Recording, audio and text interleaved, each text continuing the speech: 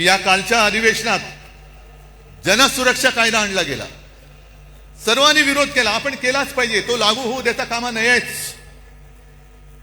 मुख्यमंत्र्यांनी आणि त्यांच्या चेला चपाट्यांनी त्याची मखलाशी केली की हा कायदा असं काही एकट्यासाठी नाही, सगळ्या संघटना जर कोणी अति डावे कडवे डावे,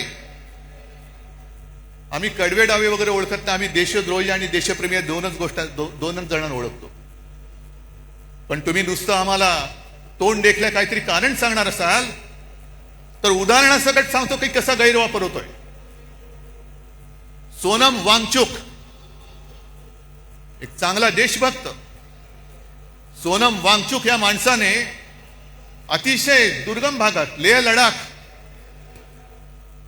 जिकडे कडाक्याची थंडी, नुसती कडाक्याची नाही, हाडं मोडतील अशी थंडी असते, त्या थंडीमध्ये आपले जवान नीटनेटके राहावे, त्यांना काहीतरी उबदार एक आडोसा मिळावा म्हणून सोलार टेक्नॉलॉजीवरती त्यांना छावण्या बांधून दिल्या. ती टेक्नॉलॉजी त्यांनी दिली. पाण्याचं दुर्भिक्ष होतं, ते दुर्भिक्ष होऊ नये, पाणी मिळालं पाहिजे म्हणून त्यांनी आईस स्तूपाची योजना आणली. काल परवापर्यंत जे मोदींची स्तुती करत होते, पण त्यांनी आंदोलन सुरू केलं का? न्याय हक्कासाठी. लेह लडाखला न्याय हक्क मिळालाच पाहिजे. न्याय हक्क ही लोकशाहीतली मूलभूत गरज आहे आणि न्याय हक्कासाठी त्यांनी लढाई करत होते, करतायत. उपोषण चालू ठेवलं होतं, पण सरकार ढुंकून बघायला तयार नाही.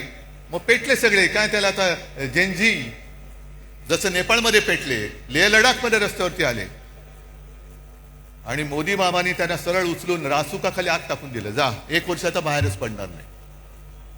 हा जनसुरक्षा कायदा, हम करे सो कायदा, तोच आपल्याला तोडून मोडून टाकायचा आहे, तोच तोडून मोडून टाकायचा आणि टाकलाच पाहिजे. कारण मोदींची स्तुती करत होते तोपर्यंत वांगचुक हे देशद्रोही नव्हते, पण त्यांच्यावरती आता आरोप ठेवलेत की तुम्ही पाकिस्तानमध्ये जाऊन आलात, एका शिष्टमंडळात ते पाकिस्तानला गेले होते म्हणून देशद्रोही म्हणून जर वांगचुक यांना अटक होणार असेल तर नवाज शरीफचा केक गपचूप जाऊन खाऊन येणाऱ्या मोदींना काय म्हणायचं, ह्या सुद्धा प्रश्नाचं उत्तर आम्हाला मिळालं पाहिजे. न्याय हक्क मागणं हा या देशामध्ये देशद्रोह होतोय. आणि म्हणून काही वेळेला असं वाटतं की या सगळ्या कमळाबाईंनी चिखल करून ठेवलाय. जो म्हणतोय ते तुम्हाला आता कळेल, एक एक गोष्टी मी तुम्हाला सांगेन तसं. आता isakal.com आहे देशातील नंबर 1 ची मराठी न्यूज वेबसाईट. प्रत्येक अपडेटसाठी isakal.com ला नक्की भेट द्या.